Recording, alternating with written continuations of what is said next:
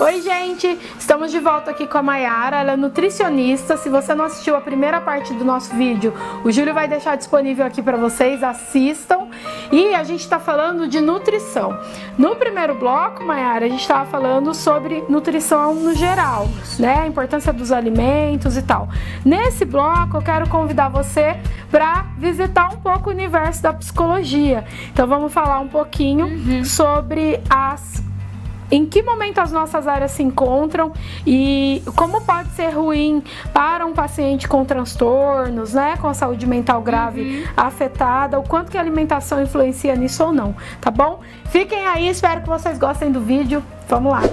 Mayara, na psicologia, lá no consultório, eu recebo muita gente, como eu falei no primeiro vídeo, e eu sempre gosto de perguntar como que tá o sono dessa pessoa, como que é a alimentação, se ela faz exercício físico. Hoje a gente já sabe o quão diretamente está ligado na melhora dos nossos pacientes com depressão, com transtorno de ansiedade, uma associação com a saúde física também, que é alimentação, com o exercício físico.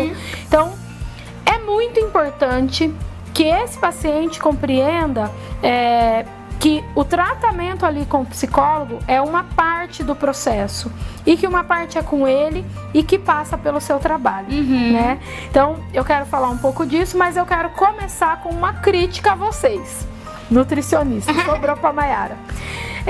Quando eu mando os meus pacientes para um nutricionista ou quando eu informo eles da importância desse atendimento mais mais interdisciplinar e eles topam, porque não são todos que topam, eles ficam reclamando do transtorno, mas eu não quero fazer a parte deles. Eles vão.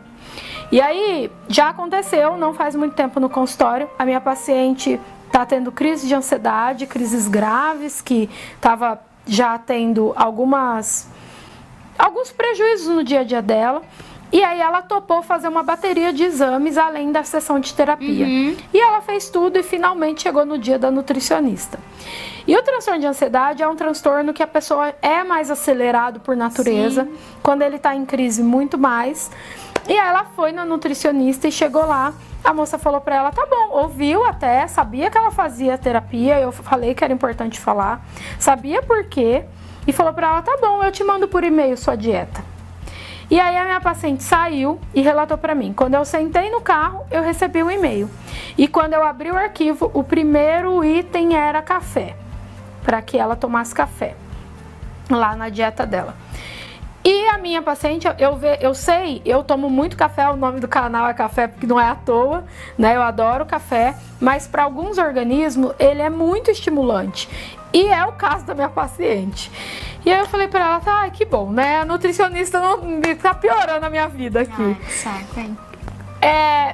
Vocês têm essa ciência? Como que eu trato? Porque é óbvio, eu pedi pra ela consultar um outro nutricionista e aí deu certo. Ai, que bom. Mas como que é isso, né? Como que a pessoa tem um negócio pronto e de gaveta e assim, eu preciso de vocês, sabe? É muito difícil essa questão, porque existem profissionais e profissionais. Tá. Né? Então, existem vários tipos de nutricionistas. Infelizmente, existe no mercado nutricionistas com dieta de gaveta, com dieta pronta e que infelizmente não considera todas as informações e individualidades do paciente. E nesse caso, por exemplo, e em todos os outros, é de extrema importância considerar o paciente como um todo e não entregar uma coisa pronta para ele. Muito menos um paciente que tem um transtorno, a ansiedade, que o café influencia demais. A gente tem que entender que os alimentos não são para todas as pessoas. Então, aliás, determinado alimento pode não ser ideal para uma pessoa. Por exemplo, o café. Tem pessoas que são hipersensíveis, como o caso da paciente.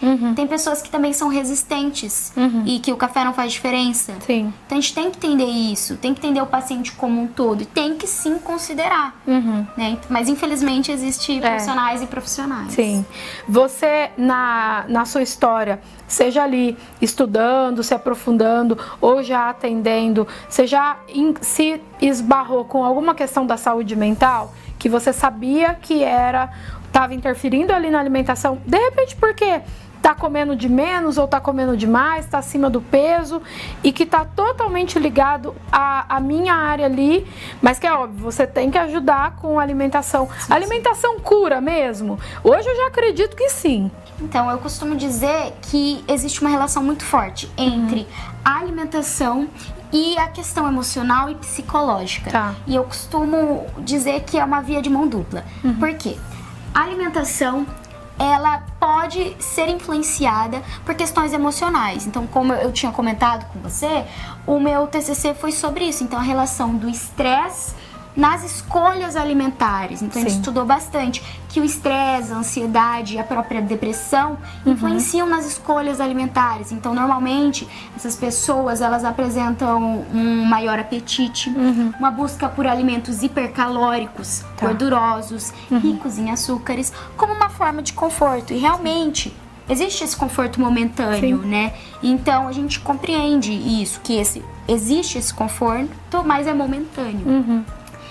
E também existe o outro lado, certo? Que é a nutrição influenciando nas emoções. Então, por exemplo, um nutricionista que passa, ou outro profissional, né, que passa uma dieta totalmente restritiva. Certo. Ou que fala para o paciente, você tem que seguir essa dieta. Ou um blogueiro que fala assim, você não pode comer determinado alimento. E o que acontece quando a pessoa sai da dieta, quando a pessoa come esse alimento considerado e dito como vilão, ela vai sentir culpa, vai sentir tristeza, ansiedade. Então, por isso que eu digo que é uma via de mão dupla. Então, a gente tem que sim ter um psicólogo atuando, um nutricionista fazendo um bom trabalho, né? E auxiliando aí para boas relações entre o indivíduo e a comida. Isso aqui dá um papo para muito tempo, né? A alimentação, eu não sei dizer e não fico tentando saber, é da área de vocês mesmo, mas eu sei a importância de que o paciente com depressão, por exemplo, vá ao nutricionista, né? Porque realmente quando aquele sujeito consegue, porque é muito difícil pro depressivo fazer uma escolha simples como ir até você, porque às vezes ele não consegue vir até mim, né? Mas quando ele consegue ir até você e ele minimamente consegue seguir o que você fala, a gente tem um ganho muito grande no consultório de psicologia. Com certeza. E a educação física, a mesma coisa, né? O exercício físico, a mesma coisa. Eles conseguem, através dos hormônios que o corpo mesmo vai produzir por causa desse alimento e por causa daquele exercício, a gente consegue, às vezes, diminuir medicação. Né? E o cara, de repente, volta lá no psiquiatra e o psiquiatra revê a medicação, porque a gente tem um ganho que tá aí, é da terra, né? E isso é maravilhoso. Agora, de fato, dá mais trabalho.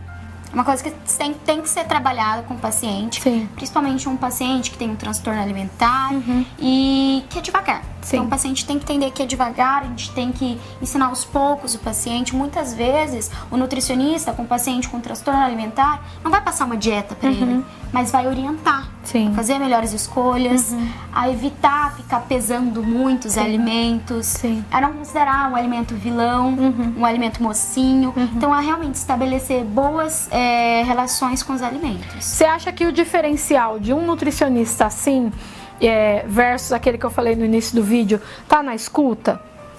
Ah, com certeza. Com certeza. O nutricionista, ele tem que falar, mas ele tem que ouvir muito do seu paciente. Então, considerar as preferências do paciente, as doenças dos pacientes. Então, por exemplo, se ele tem hipertensão, outras doenças, comorbidades. Considerar o paciente como um todo. Certo. Que é o que a gente fala que é o bio, sócio e psico, né? Sim. Então, com considerar certeza. o paciente como um todo, a questão biológica, psicológica e social do paciente. Sim. Olha, lá no consultório eu tenho alguns casos de pessoas, eu tenho adultos e tenho adolescentes, mas adultos que viveram coisas na infância, que viveram bullying. Processo de bullying muito forte, normalmente nas escolas, né? E isso eu percebo quase sempre vai acabar num transtorno alimentar. Vocês conseguem ter essa percepção ou para vocês fica muito assim, essa pessoa chegou e ela tá de repente com uma anorexia?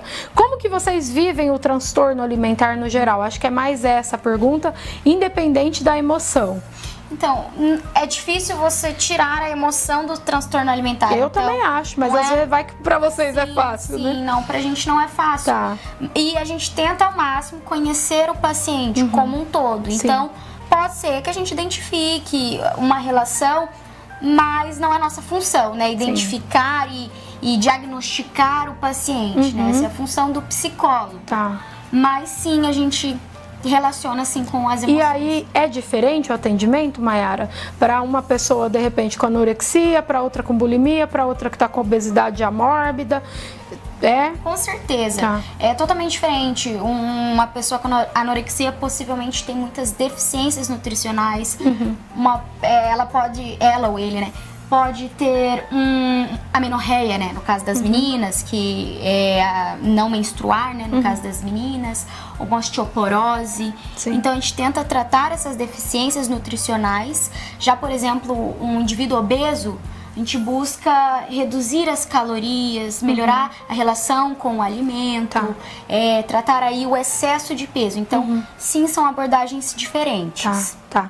Lá no consultório, às vezes eles falam assim pra mim, Kelly, mas a nutricionista ficou, por exemplo, foi lá com você, você passou o plano, entendeu, ouviu, tudo bonitinho, tá lindo, vai pra casa fazer, né? Mas aí não consegue.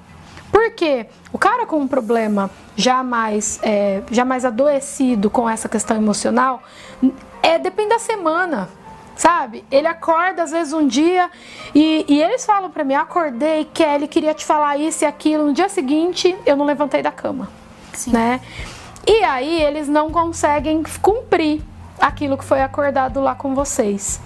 Como que vocês lidam com isso? Assim, ele chegou e o resultado não veio, porque eu vejo que eles ficam muito chateados, né? Essa semana mesmo uma falou assim pra mim, eu tô rindo porque eles são muito imediatistas, né? Ela falou pra mim, acho que no final de semana passada, ô Kelly, eu fiz uma semana, tudo bonitinho na dieta, eu pensei, não adiantou nada. Eu comecei aí, eu falei, uma semana há quanto tempo você percebe que você vem ganhando peso? Aí fez-se o silêncio, né? Porque era no telefone. Aí, Kelly, porque o que eu quero é que elas percebam assim, você não engordou em uma semana, tudo que você engordou, né? Você não vai emagrecer em uma semana. Kelly, comi, fui lá, comprei um lanche, né? Eles se desmotivam muito. Sim. E eu percebo que se eu reajo de um jeito que normalmente eu dou risada, eu levo para um lado mais leve, exatamente para eles, porque eles vêm com culpa. Com certeza. Como que é quando é para você assim, Mayara? Não emagreci, você pediu para emagrecer 5 quilos, Mayara, perdi chorando lá no cross, não fiz nada. Como que você faz? Então a gente tenta frisar de que é uma caminhada. Tá. E que nem sempre a caminhada é em linha reta. Tem altos, mas também tem baixos. Sim. E que fazem parte, que existirão.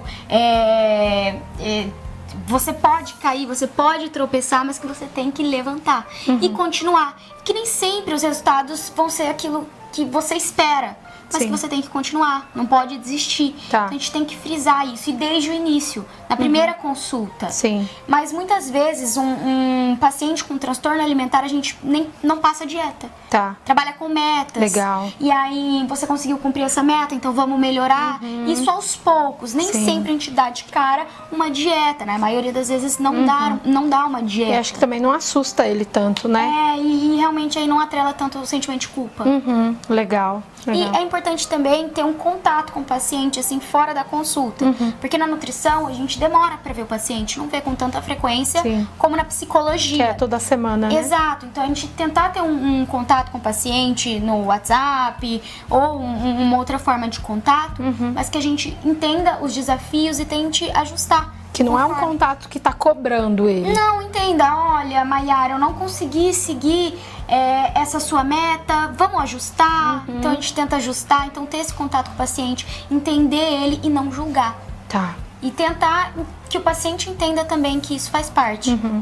Pode perguntar, João. Assim, eu percebo, por exemplo, que tem certos alimentos que a gente ingere e que às vezes eles têm um efeito mais perceptível no nosso temperamento.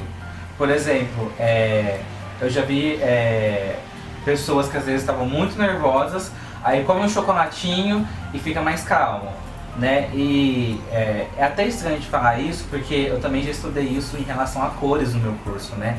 Tem cores que às vezes te estimulam de uma forma e outras que estimulam de outra. Quais os principais alimentos que você vê no seu consultório que às vezes tem esse efeito nos seus pacientes?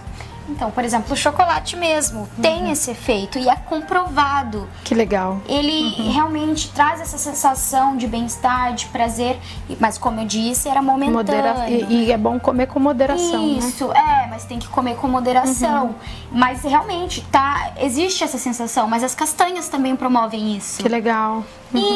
E talvez um alimento que a pessoa goste, entendeu? Que traz o prazer, um alimento que, por exemplo, ela se lembra da infância, que traz um conforto, um prazer. A gente chama isso de comfort foods. Tá. São os alimentos que a gente tem boas recordações, só que a gente tem que tomar cuidado também pra não exagerar, né? Porque, como eu disse, o conforto, essa boa sensação é momentânea. Mas a gente pode também incluir, né? Sim.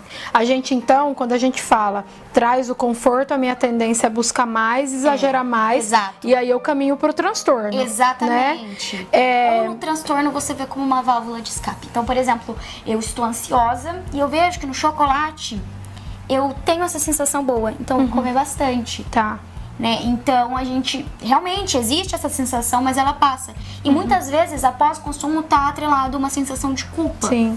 Entendeu? Aí a pessoa tende a comer, se sente culpada e aí. É isso que eu ia falar, vira um vício?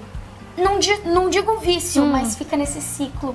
E aí é complicado. Então a gente tem que ensinar o paciente que ele não precisa deixar de comer, mas que ele tem que controlar, moderar.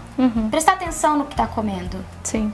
Não existe vício em chocolate, mas existe um ciclo vicioso de como chocolate em grande quantidade, sinto culpa. Você tem a tendência de querer comer mais. E depois aí, tô sentindo culpa, vou comer de novo e continua, né? Isso. É igual que eu falei do estresse, né? Sim. Que a pessoa que está estressada come chocolate, se sente mais calma, mas o estresse volta. Entendeu? Eu quero falar uma coisa assim. Você quer terminar, João? Eu ia comentar com você o quanto que é interessante o que ela falou também da memória afetiva, né? Sim. Quando ela diz que tem um alimento que me lembra da infância, um alimento que me lembra da minha família, ou da onde eu nasci. Era exatamente para esse lado aí, né, que eu ia. Como que vocês da nutrição, nós da psicologia, a gente sabe que essa busca que a memória afetiva, ela busca, né? Lá. E aí ela identifica lá, nossa, comida, mesa, família, que legal e tal. O quanto que isso... Por que que a comida virou no olhar de vocês? Porque nós temos o nosso, vamos ver se eles conversam, né? Por que que a comida vira um afago? Porque a minha paciente falou assim pra mim um dia desse: ai, meu dia foi tão horrível, eu merecia à noite pedir uma comida bem gorda, bem gostosa. Eu merecia comer a torta inteira, nem que depois eu fosse vomitar. Como que vocês veem isso, né? Como que a gente construiu esse padrão? Porque na psicologia a gente acredita que isso foi construído em algum momento. E quando você fala do seu mestrado, eu acredito que sim, que foi construído. Porque se até o bebê ali, ele pega meio que aquele ritmo da mãe e a partir daquilo ele constrói o ritmo dele, né? Como que vocês entendem isso? Acho que falando mesmo da nossa história, como que vocês veem isso? Então, é porque é um fato. A alimentação é um prazer. Então, você comer é um prazer, é prazeroso. Sim. Então, quando você está chateado, triste, é uma válvula, né? Uma válvula de escape. Sim. Então, realmente, tem essa relação com comida muito bom. Então, você, pelo menos naquele momento, se sente feliz. E você descontar na comida está muito relacionado realmente ao ambiente que você vive. Sim. Então, talvez se você viver um ambiente em que na família assim sempre está tudo, as emoções todas muito relacionadas com a comida e só relacionadas com a comida, você tem essa tendência mesmo a descontar as emoções na comida. Certo. Então é bom dar uma boa olhada aí nessa base familiar. Exato. E você também vê que comida é prazeroso, mas que existem outras atividades que são prazerosas também. Então, por exemplo, uma atividade física ou uma outra atividade que você ama, no meu caso, é o teatro. Sempre foi o meu hobby, já trabalhei com teatro. E a minha válvula de escape sempre foi. Sim. Então a gente identificar o que eu também amo fazer. Sim. E além da comida, que me dá prazer. Entendeu? Porque não adianta, é normal, a gente vai se sentir triste. Toda vez a gente descontar na comida, não vai ser o caminho, né? Certo. Ô Mayara, e quando é uma criança, que o João até falou de quando ele era pequeno e tal, é uma criança, hoje, né, as crianças ficam na frente do videogame, na frente do notebook, ou do iPad, ou do computador, ou do celular, sei lá, não sai. No meu tempo eu andava de patins, jogava vôlei, né? Hoje não tem mais isso. Os pais têm medo também, né, da criança ficar na rua. E aí ele cresce gordo, e se desenvolve acima do peso e fica, e acho que não vou nem chegar no desenvolvimento, para a criança entender que a gente vai precisar mudar aquilo. É mais difícil? É muito difícil. Tá. E por isso que a gente precisa trabalhar muito a mente da mãe, os hábitos alimentares da família, que vão influenciar na criança. Então a criança vê a família como um espelho, né? E a gente realmente mostrar pra criança a importância da alimentação. Então não pode falar pra criança, olha, você vai comer isso, vai engordar. Não, mas você realmente falar, olha, você comer uma alimentação colorida, fruta, verdura, então algumas estratégias para mostrar para a criança que aquilo é importante para ela ficar forte. E aí realmente mostrar para ela é difícil, principalmente quando a criança come em frente à TV. Já tá acostumada, né? Então é muito complicado. Nos últimos anos a obesidade infantil tá cada vez aumentando mais. Mas é uma coisa que tem que ser trabalhada em casa. É uma questão de saúde pública mesmo. Então tem que ser muito trabalhado. As crianças têm que se tornar mais ativas, tem que melhorar a alimentação da criança.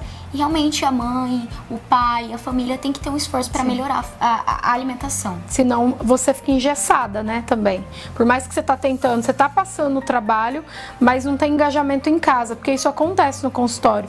Eu tenho adolescentes com caso de que estão acima do peso e tal, ou que estão adoecendo mentalmente, porque daí eles vão pra escola e tem piada, aí já vira um bullying, aí ele não quer ir pra escola, aí ele quer comer mais, ficar mais na frente da televisão, vira uma bola de neve. E eu sinto que a família nem sempre vem conosco no tratamento, e o tratamento não anda, e depois a família fala assim, não adianta, porque não compreende que é um serviço de muitas mãos, né? Exatamente. Então vocês acabam se esbarrando com as mesmas dificuldades que eu no final. Principalmente quando são menores de idade, dependentes, né, da família, a gente precisa da família também. Sim. E porque assim, se pra gente, como adultas, vivendo, no meu caso, eu moro com os meus pais, e às vezes tem ali uma barra de chocolate, uma coisa já é difícil pra gente. Imagina pra quem tem um transtorno alimentar, né? É difícil. Então, se você tem muitas opções ali pra criança e você não dá boas opções, então, alimentos mais saudáveis, vai ser difícil. Você precisa ter a família ajudando. Nossa, eu amei. Eu ficaria aqui mais um tempo. Certo. Deixa eu ver o que eu quero. Cabe uma pergunta? Melhor não? Olha, João, não deixa a gente ser feliz. Gente, é isso, eu adorei. E eu espero que vocês tenham gostado muito também. Compartilhem esse vídeo com alguém que precisa. Se vocês precisarem de ajuda da saúde mental, da saúde alimentar, nos procure aqui no nosso Instagram. Os meninos vão deixar o Instagram da Mayara disponível para vocês também. Muito obrigada por esse trabalho, viu? De verdade. Parabéns a vocês, estudantes lá da Unicamp, a Unicamp, que é um local que contribui tanto para a saúde da galera toda de Campinas e região, Limeira ali meio perto também, viu? Muito legal poder levar um conteúdo tão rico pro pessoal aqui do meu canal. Obrigada mesmo, muita saúde, muita sorte no seu trabalho. Vire uma cientista incrível, volte para Campinas e vamos fazer parceria aí entre nutricionista e psicóloga, tá bom? Muito obrigada pelo convite. Eu que agradeço. Muito obrigada, gente. Espero que vocês tenham gostado. E se vocês tiverem mais dúvidas de nutrição, alimentação, pode me mandar mensagem no Instagram. Eu tô sempre lá conversando com vocês. E é isso. Lembra que a alimentação tem que ser nossa aliada e que não existe alimento vilão. Boa, Mayara. Tchau, tchau, gente. Até semana que vem. Beijo.